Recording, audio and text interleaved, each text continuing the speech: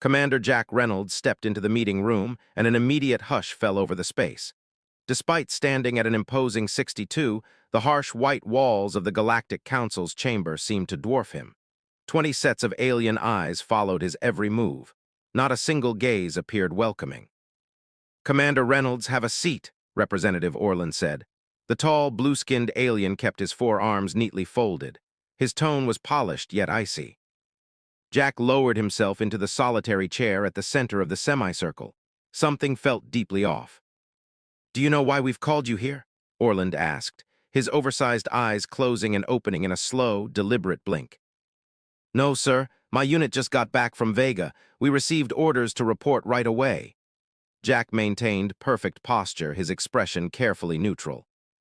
5 years among alien species had taught him the value of concealing his feelings. Orland pushed a document forward across the table. "The Galactic Council has approved Resolution 7729. Starting now, every human soldier will be pulled from active combat throughout Council space." Jack stared at the words on the page. At first, they didn't register. "Removed every single human. This has to be a mistake." "There's been no error, Commander," said another council member, a reptilian being whose scales caught the overhead lights in shimmering patterns. "The decision was unanimous." Jack's pulse quickened. "On what basis? We just secured 3 systems from Krellel insurgents. Our casualty numbers were the lowest across all units." "The official explanation," Orland cut in, "is humanitarian concern regarding human losses in interstellar warfare." "Humanitarian concern." Jack couldn't hide the edge creeping into his tone. "With respect, nobody asked for your protection. Humans have fought our own battles for millennia." A wave of murmuring spread through the council. Orland raised one hand, demanding silence. "The verdict stands, Commander. You'll oversee transferring your command to Captain Draz of the Taurian 5th Division. Your human troops will move to non-combat positions or return to Earth." Jack shot to his feet, causing several council members to flinch backward. "This is absurd. We've fought alongside your forces for 5 years. The Alliance Treaty explicitly guarantees human participation in." "The treaty has been revised," Orland stated coldly. "Earth's representatives signed the updated version.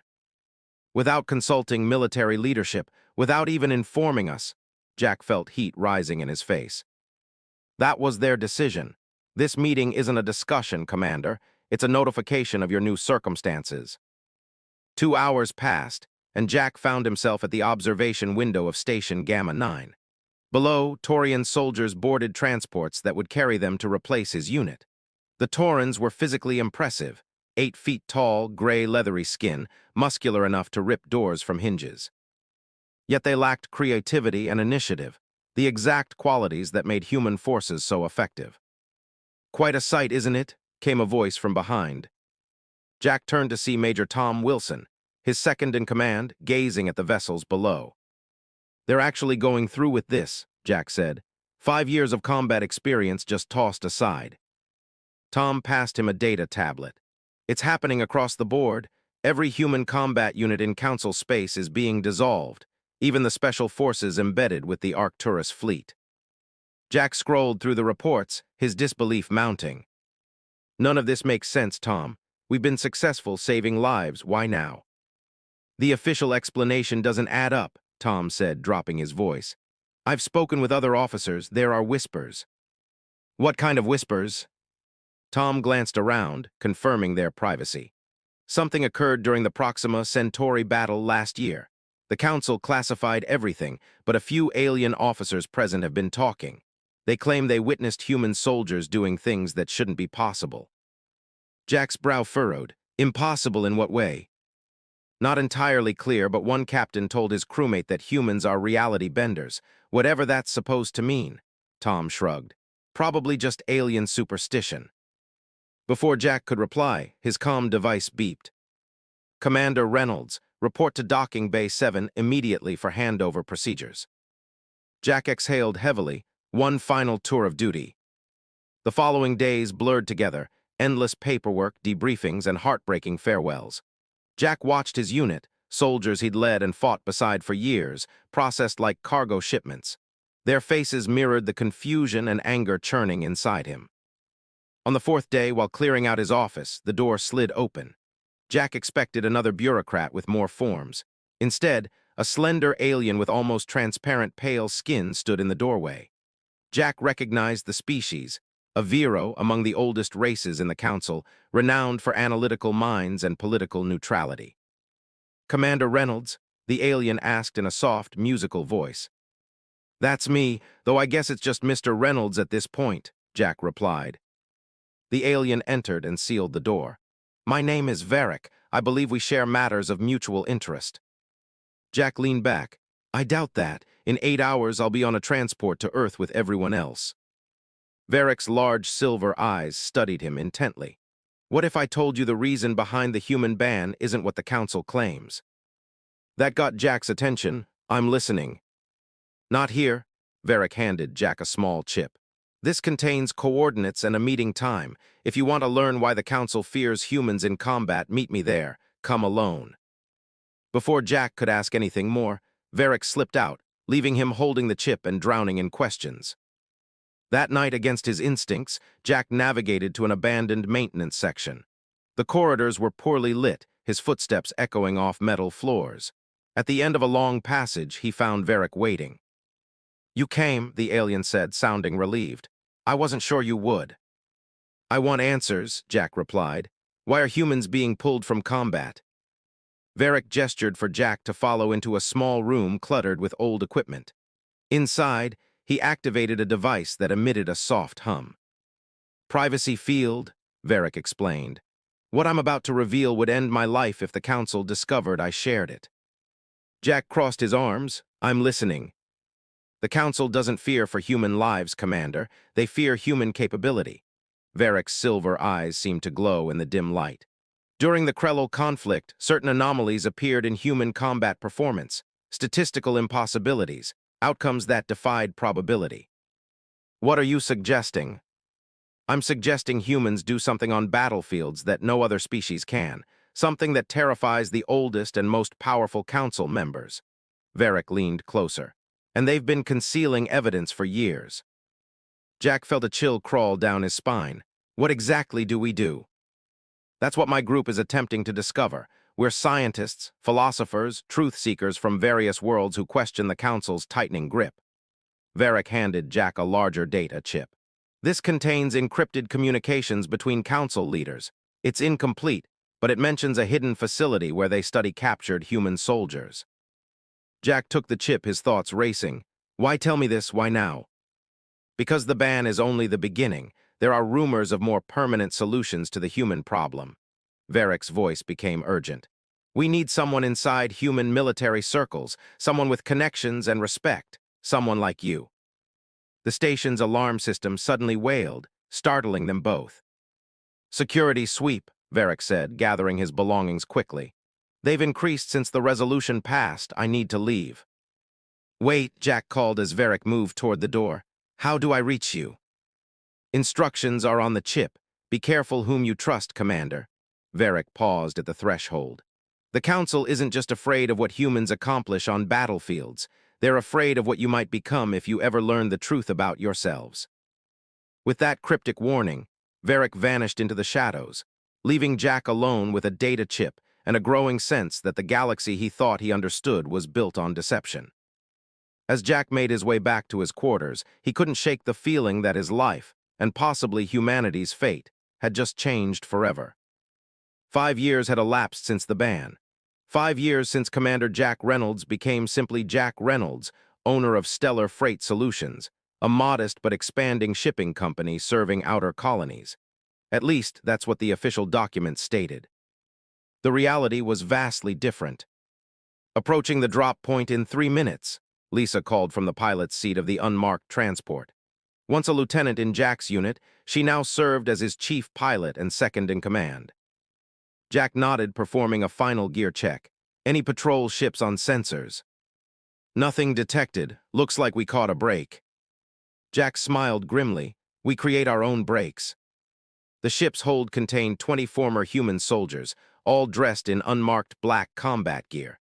They represented the best of the best, men and women who'd refused to accept the Council's ban and joined Jack's underground network. 2 minutes, Lisa announced. Everyone ready back there. Jack surveyed the faces of his team. They weren't supposed to be here. No humans were. But the farming colony on Vega III had sent desperate pleas for help after repeated pirate raids. Council forces had been delayed in responding, as they always seemed to be when human colonies were attacked. Remember, Jack addressed his team, quick and clean. We hit the pirate base, extract the hostages, and leave before council ships arrive. No traces. The team nodded. They'd executed this many times before. Dropping in 30 seconds, Lisa called. The ship descended through the atmosphere of the small moon housing the pirate base. As soon as they touched down, the rear doors opened and the team moved out with practiced precision. Alpha team with me on the main entrance, Jack ordered through his comm. Beta team circle to the rear, Gamma secure our exit route. The pirate base was a converted mining facility built into a rocky cliff face. Intelligence from the colonists suggested the hostages, 15 farmers taken in the last raid, were held in the lower levels. Jack's team moved silently toward the entrance. The pirates had posted only 2 guards, quickly neutralized with stun weapons. No killing unless absolutely necessary, Jack reminded his team as they secured each person they encountered. We're not assassins, we're soldiers. Main entrance secure, Jack reported, moving inside. The base interior was dimly lit and reeked of fuel and unwashed bodies. Jack's team moved through corridors, stunning the few pirates they encountered. Most were sleeping. The raid had been timed for the middle of the local night cycle. Beta team here, came Tom's voice over the comm. We've located the hostages, lower level east section, light guard presence. Copy that, Jack replied. We're heading your way. They descended deeper, staying alert for any alarm. So far, the operation was proceeding smoothly, almost too smoothly. Jack, Lisa's voice came through his earpiece. I'm detecting unusual energy readings from the central section. Nothing in our intel mentioned special equipment. Jack frowned. Can you identify it? Negative, but this isn't standard pirate gear. This is high-end technology. Jack made a swift decision. Tom, proceed with freeing the hostages. I'll take 2 men and investigate these energy readings. With Marcus and Ren, 2 of his most experienced operators, Jack navigated toward the central section. They found a heavily reinforced door protected by an advanced security system, far beyond anything pirates should possess. This isn't right, Marcus muttered while bypassing the lock. Pirates don't have access to military-grade security. Jack agreed. Something strange was happening. After a tense minute, the door hissed open softly. Inside, they discovered what appeared to be a research laboratory. Computer terminals lined the walls, and a strange device emitting a soft blue glow occupied the center. What is this place? Ren whispered. Jack moved to a terminal. Let's find out. The computer was unlocked. Whoever had been using it hadn't anticipated anyone bypassing the door. Jack scrolled through files rapidly, his expression darkening with each passing second.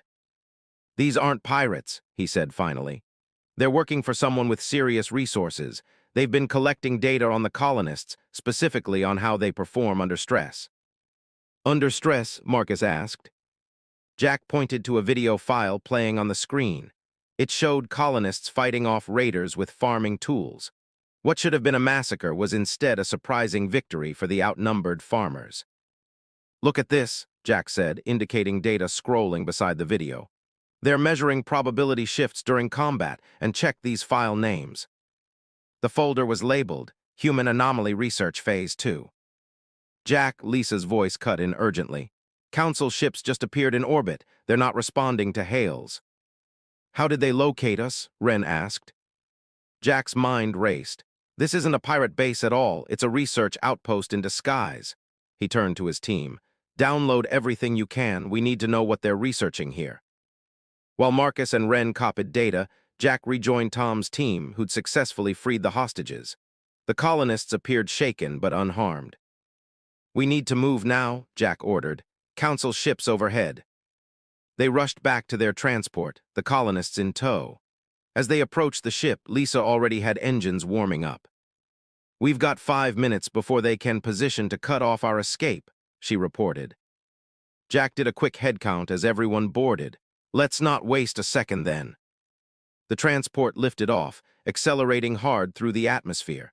Behind them, landing craft were already descending toward the base. "They're not pursuing," Lisa said, sounding surprised. Jack frowned. "They're more interested in the base than us. I want to know why."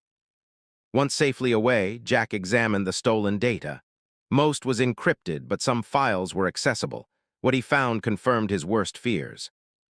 "They're studying us," he told his inner circle later that night. "The Council has been running experiments on human combat effectiveness for years." Tom leaned forward. "What kind of experiments?" Jack brought up a decrypted file. "According to this, humans display statistically impossible success rates in combat, especially when outnumbered or protecting others." "We're good soldiers," Lisa said with a shrug. "Nothing mysterious about that." "It's more than that," Jack replied. "Look at these numbers. In controlled scenarios, humans consistently beat the odds, not by small margins, but by factors that should be mathematically impossible." Ren, who had a physics background before joining the military, studied the data. "These readings measure quantum field fluctuations during combat. Why would they care about that?"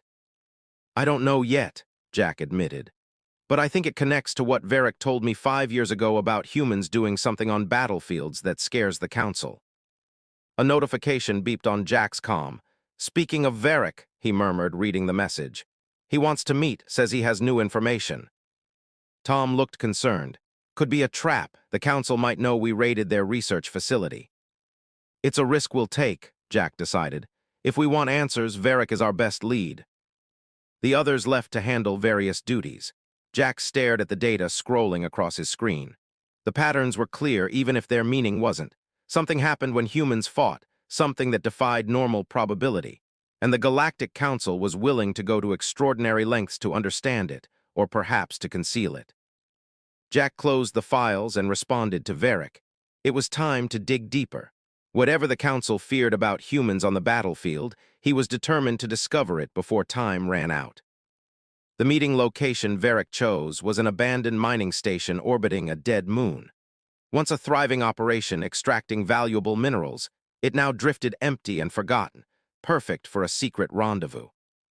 Jack's ship approached cautiously, sensors scanning for traps. "I'm not detecting any other vessels," Lisa reported from the pilot's seat. "If Varric is here, he came alone." Jack nodded. "Keep engines hot. If anything feels wrong, be ready to leave immediately." "What about you?" Lisa asked, concern evident. "I'll take my chances," Jack checked his sidearm. "Tom and Marcus will back me up. The rest of you stay with the ship." The three men made their way through the airlock into the silent station. Emergency lights cast long shadows down empty corridors. Their footsteps echoed on metal floors. "This place gives me the creeps," Marcus muttered. Jack didn't disagree. The station felt like a ghost, a remnant of more prosperous times before the Council had tightened its grip on human activities. They found Varric waiting in what had once been the control room. The pale alien stood near a viewport, gazing at the stars. "You're late," Varric said without turning. "Security precautions," Jack replied. "You understand." Varric turned, his silver eyes reflecting the dim light. "Indeed, caution has kept me alive these past 5 years." He gestured to a data terminal. "I have something to show you." Jack approached but maintained distance. "What is it?" "Coordinates," Varric said, "to a place the Council doesn't want you to find. A secure archive on Centauri Prime containing records from the Earth-Draconian War." Jack frowned. "That war ended 20 years ago. What connection does it have to the human ban?" "Everything?" Varric's eyes narrowed. "It was during that conflict that the Council first noticed anomalies in human combat performance. The archive contains original footage and data that led to your species being classified as a potential threat." "And you want us to break into this archive?" Tom asked incredulously. "Centauri Prime is the most heavily guarded Council world." "Yes," Varric replied simply. "My contacts can provide security codes and a narrow window during the upcoming Galactic Summit. Most Council attention will focus on protecting delegates." Jack studied the alien's face. "Why help us? What's your gain?" Varric was silent momentarily. "The Council is changing," he said finally. "Moving toward greater control, less freedom. Some of us believe the truth, whatever it is, shouldn't be buried." Jack considered his options. Breaking into a council archive was far more dangerous than their usual operations. If caught, they wouldn't simply be imprisoned. They would disappear like other human resistance fighters had over the years. But the answers they sought might justify the risk. "We'll need detailed plans," Jack said at last. "Security rotations, sensor placements, everything." Varric nodded. "I'll provide what I can, the rest falls to you." He handed Jack a small device. "This contains initial information. My contact will reach out with the rest when the time comes." As they returned to their ship, Tom voiced his concerns. "This could be a setup, Jack. We'd be walking straight into Council territory."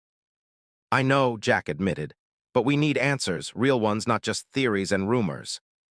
Back at their base, a converted asteroid in a remote system, Jack gathered his most trusted team members. Lisa, Tom, Marcus, Ren, and Alex, a former tech specialist with a talent for security systems. "This mission is strictly volunteer," Jack emphasized as he outlined Varric's information. "Anyone who wants to sit this out can do so without judgment." No one moved. "We're all in," Lisa said, speaking for the group. "Whatever the Council's hiding, we deserve to know." The next 3 weeks were spent in intensive preparation. Alex worked around the clock creating countermeasures for archive security systems. Ren studied building plans, identifying optimal entry and exit points. Tom and Marcus trained for every possible combat scenario. When the day finally arrived, Jack felt anticipation mixed with dread. This mission could provide the answers they'd sought for years, or it could end everything they'd built. Their ship approached Centauri Prime disguised as a supply vessel. Varric's codes worked, getting them through the outer security perimeter without issue. "So far, so good," Lisa murmured as she guided the ship toward a secondary spaceport near the archive. Jack, Tom, Marcus, and Alex prepared to disembark, dressed in maintenance worker uniforms. Ren and Lisa would remain with the ship, ready for quick extraction. "Remember," Jack said, "we get in, access the files, and get out. No heroics, no detours." The 4 men moved through the spaceport without incident, their forged credentials passing inspection. From there, they followed the route Ren had mapped, using service tunnels and maintenance corridors to avoid main thoroughfares. The archive building loomed ahead, a sleek structure of glass and metal. During normal hours, it would be filled with researchers and officials. But now, with the summit drawing most personnel away, it stood nearly empty. "Security patrol," Marcus warned, pulling the team into a shadowy alcove as 2 guards passed. Alex checked his scanner. "We have a 15-minute window before the next patrol. Let's move." They reached the archive service entrance, where Alex went to work on the security panel. Sweat beaded on his forehead as he bypassed one system after another. "Almost there," he whispered. "Just one more." The door slid open with a soft hiss. "We're in," Jack said. "Alex, find a terminal. The rest of us stand guard." The archive interior was cool and silent. Row upon row of data storage units filled the vast room, each containing thousands of records from across the galaxy. Alex quickly located a terminal and connected his decryption device. "Section," he muttered, following Varric's instructions. "Earth Draconian War, classified records." Minutes ticked by as Alex worked. Jack kept checking his timepiece, knowing their window was shrinking. "Got it," Alex suddenly exclaimed, barely above a whisper. "Downloading now." Jack moved to the terminal, watching files transfer. Most were encrypted, but some preview images were visible. Battle footage from the war's front lines.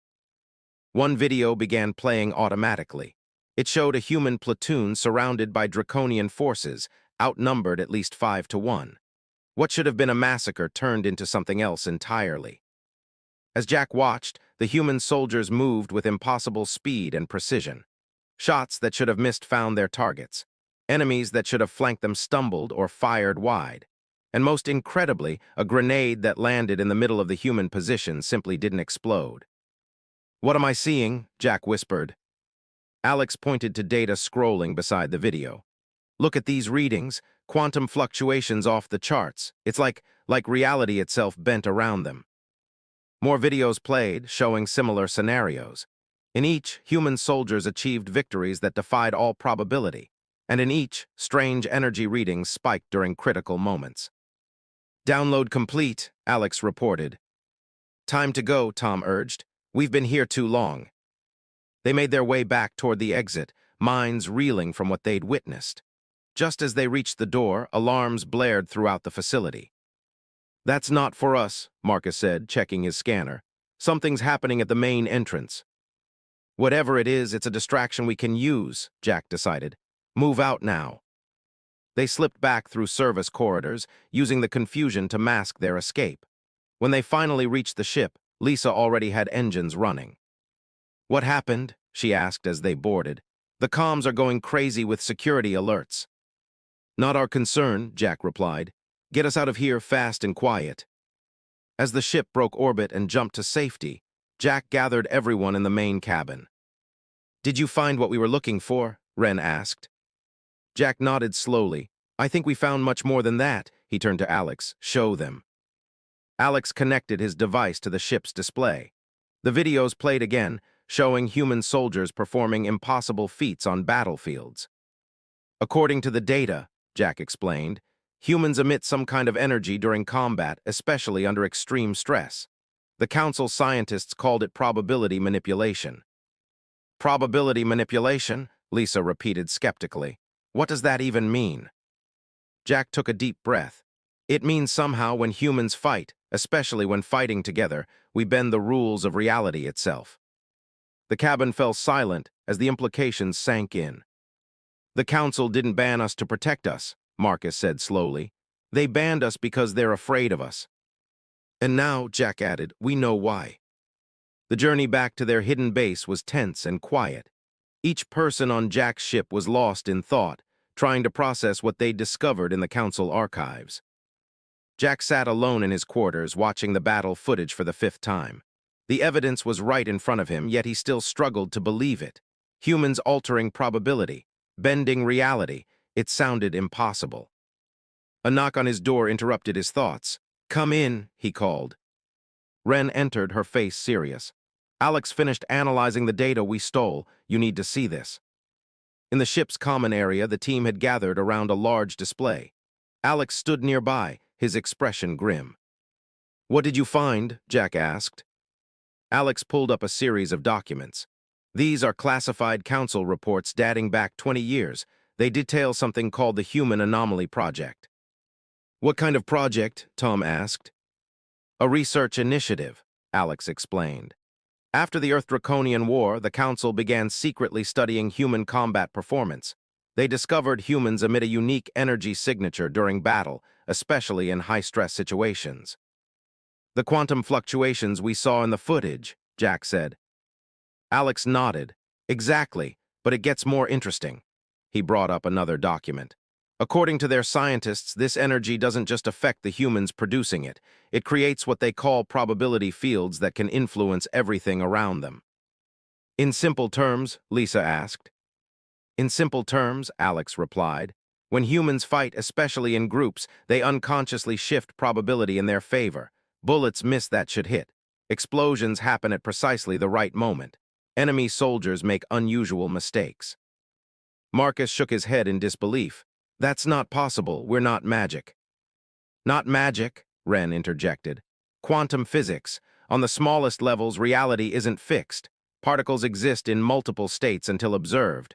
What if humans somehow influence which state becomes real? Jack frowned. Even if that's true, why ban us? Why not use this ability? Because of this, Alex said, pulling up another file. The effect grows stronger when more humans fight together. During the Earth-Draconian War, large human forces created massive probability storms with unpredictable effects, some beneficial, others problematic. The screen showed footage of a battlefield where reality itself seemed to waver. Trees grew and died in seconds. Equipment melted without heat.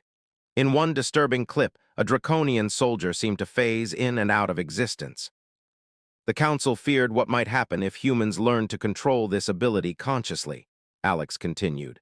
So they banned us from combat, scattered our military units, and began experimenting on captured soldiers. Experimenting? Jack's voice hardened. What kind of experiments? Alex hesitated. The kind designed to see if humans could be taught to control these probability fields. Lisa leaned forward suddenly. Wait, bring up that test subject list again. Alex complied and Lisa pointed to a name near the bottom. Maya Torres, she was in our unit, reported missing in action 5 years ago during the withdrawal. Jack felt cold. She's alive, they've been experimenting on her all this time. According to this, Alex said grimly, she's not just alive. She's the first human showing signs of conscious control over probability manipulation. The room fell silent as the implications sank in. Where are they keeping her? Jack finally asked. Alex pulled up one last file. Facility X-37, it's a black site on the moon of Riel 4. Officially, it doesn't exist. Jack stood up, his decision made. We're going to get her out. Jack, Tom said carefully, that's a council black site, we can't just... We can and we will, Jack cut him off. They've been experimenting on our people, they've been lying to the entire galaxy, and Maya, his voice softened, Maya was one of us. We don't abandon our people. The team exchanged looks. They all knew the risks, but no one voiced further objections. How do we get into a place that doesn't exist? Marcus asked. Jack turned to the screen, studying the limited information they had on Facility X-37. We'll need help, and I know just who to ask. 3 days later, Jack stood in another abandoned station waiting. This time, he'd come alone despite his team's objections. Varric arrived exactly on time, gliding into the room with his usual grace. You took an incredible risk at the archives, the alien said without preamble. The council is in an uproar. Good, Jack replied. They should be. They've been experimenting on my people. Varric's silver eyes widened slightly. You found out about the program. Not just the program. We know about Maya Torres, and we know where she's being held. Varric was silent momentarily. You're planning a rescue. It wasn't a question, but Jack nodded anyway. We need your help. Security protocols, guard rotations, anything you can give us on Facility X-37. What you're proposing is suicide, Varric said quietly. That facility has more security than any council building. Even if you somehow got inside, you'd never get out again. Jack stepped closer. You've been helping us for 5 years, Varric. Why? What's your stake in this?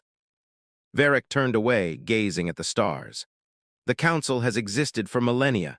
It was meant to bring peace and cooperation to the galaxy, but power corrupts, Commander Reynolds, and those who have held power longest are the most corrupted. You didn't answer my question. Varric faced him again. My species was once like yours, proud, independent, with abilities that frightened the older races. We were contained, controlled, our unique traits bred out of us over generations. His voice took on a bitter edge. Now we serve as perfect bureaucrats, efficient, compliant, empty. Jack felt a chill. They want to do the same to us.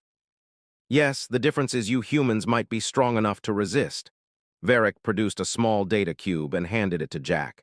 Everything I have on Facility X-37. It's not much, but perhaps it will help.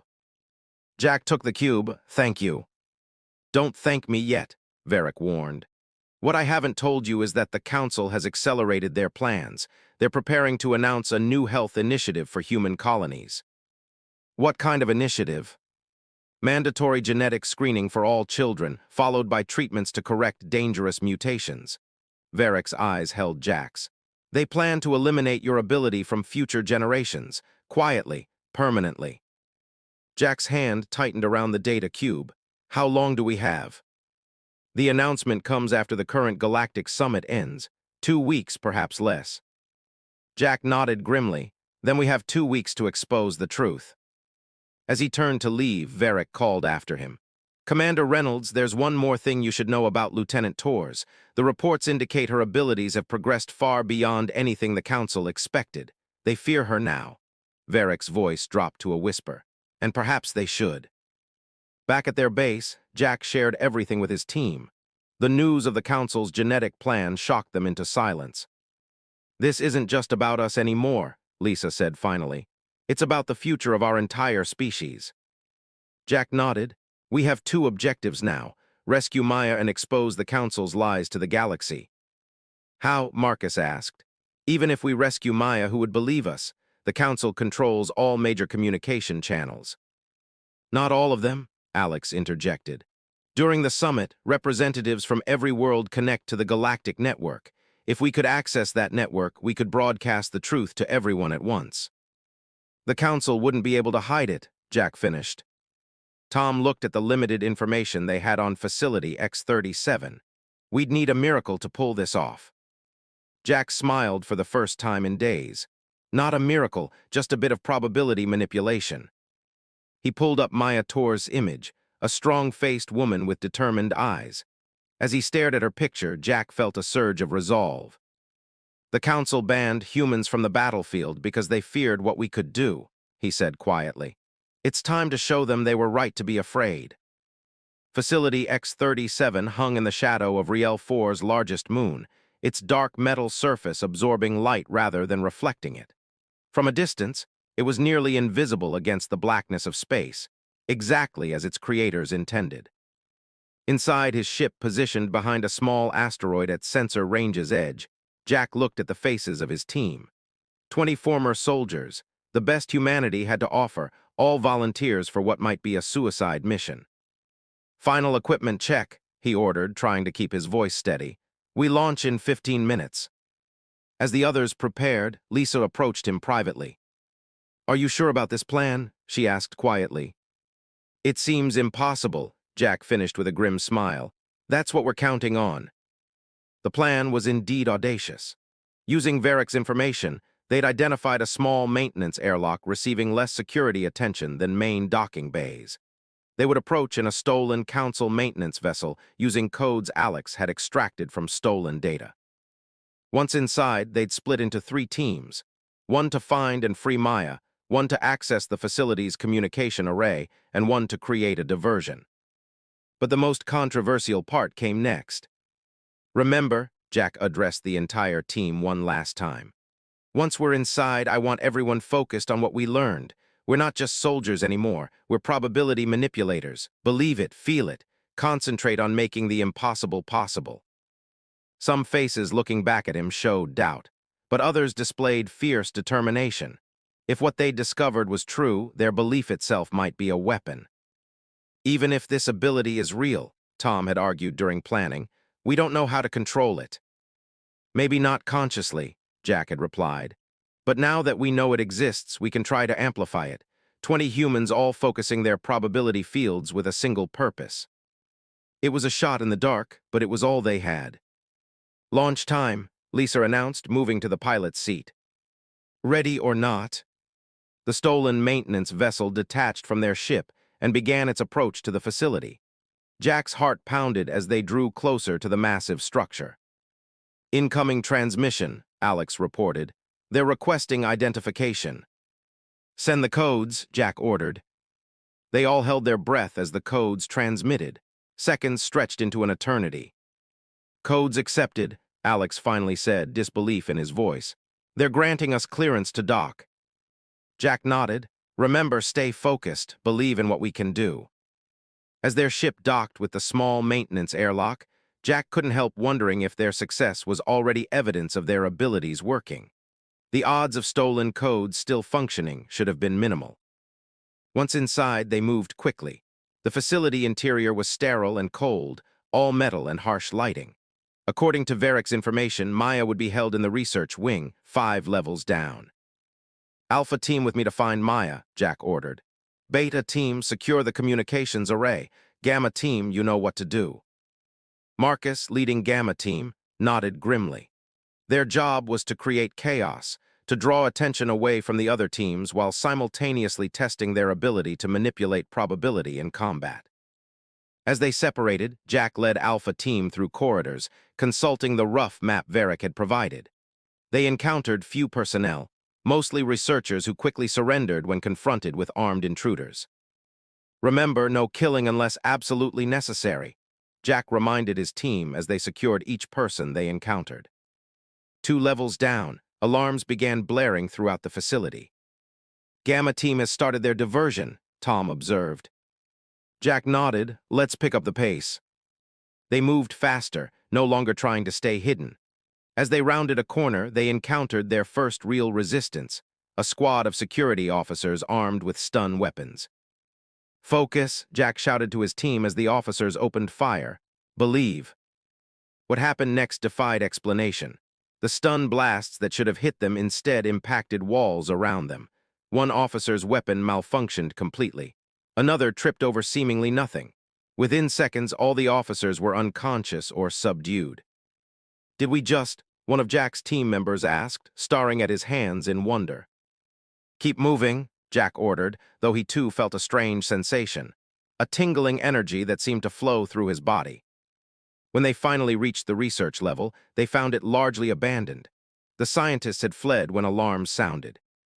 "Maya should be in Cell Block C," Jack said, consulting the map. "This way."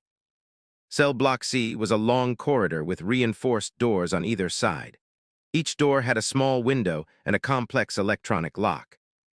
"Alex, get these doors open," Jack ordered as they reached the block. While Alex worked on the locks, Jack peered through the windows. Most cells were empty, but in the third one he saw a familiar face. Maya Torres sat cross-legged on a simple bed, her eyes closed as if meditating. She looked thinner than Jack remembered, her once short hair now hanging past her shoulders. But there was something else different about her, an aura of calm purpose that hadn't been there before. "Got it," Alex exclaimed as the locks disengaged. With a soft click, Jack opened Maya's door slowly. "Lieutenant Torres." Her eyes opened, revealing not surprise but rather quiet satisfaction. "Commander Reynolds, right on time."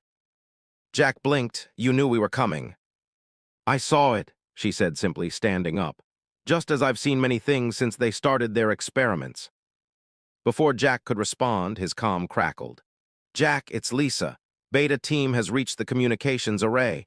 We're ready to broadcast, but security is closing in. We need that diversion to be bigger."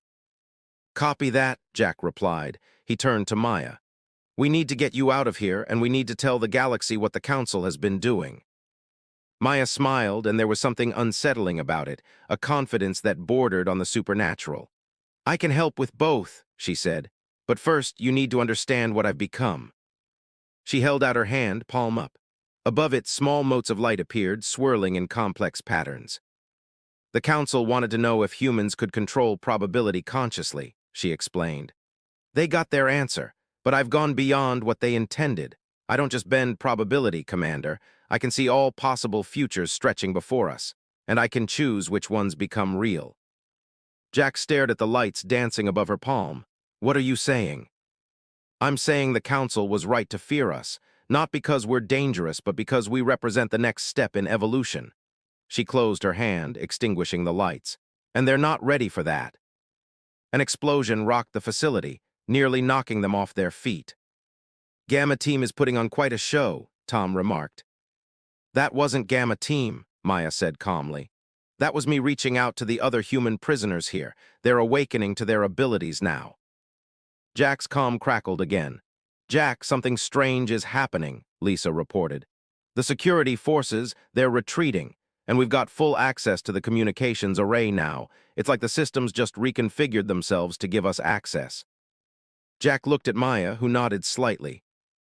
"Broadcast everything," he ordered Lisa. "The archive footage, the research data, everything." They made their way back through the facility, meeting surprisingly little resistance. When they did encounter guards, Maya would simply look at them and they would turn and run, terror in their eyes. "What did you do to them?" Jack asked after the third such encounter. "I showed them what they fear most," Maya replied. "The knowledge that they're not in control." When they finally reached the communications array, they found Lisa and her team watching as their message spread across the galaxy. On every screen, the truth was playing out. The Council's experiments, the suppression of human potential, the plan to genetically engineer away their abilities. "It's done," Lisa said. "Every world, every colony, every ship with a receiver is getting this." Jack felt a weight lift from his shoulders. "Then it's time to go home." As they made their way back to their ship, Jack confronted the question that had been bothering him. "Maya, what happens now? What does this mean for humanity?" Maya was silent momentarily. "The Council banned humans from the battlefield because they feared what we might become. Now they know exactly what they created by trying to control us." She looked around at the human soldiers, her eyes meeting each of theirs in turn. "We're not just warriors anymore," she said. "We're something new, and the galaxy will never be the same." As their ship pulled away from Facility X-37, Jack watched as lights flickered across its surface. Alarms could be heard even through the comms as systems failed and security protocols collapsed. "Is that your doing?" he asked Maya, who stood beside him on the bridge. She smiled. "No, that's all of us together, 20 humans focused on a single goal. Imagine what 1,000 could do, or 1,000,000. Jack looked out at the stars, thinking about the future that awaited them. A future where humanity would no longer be banned from the battlefield, because the entire galaxy had become their battlefield. "The Council wanted to contain us," Maya said, reading his thoughts. "Instead, they showed us who we really are." Jack nodded, understanding at last. There was indeed a reason humans were banned from the battlefield, and now everyone knew why.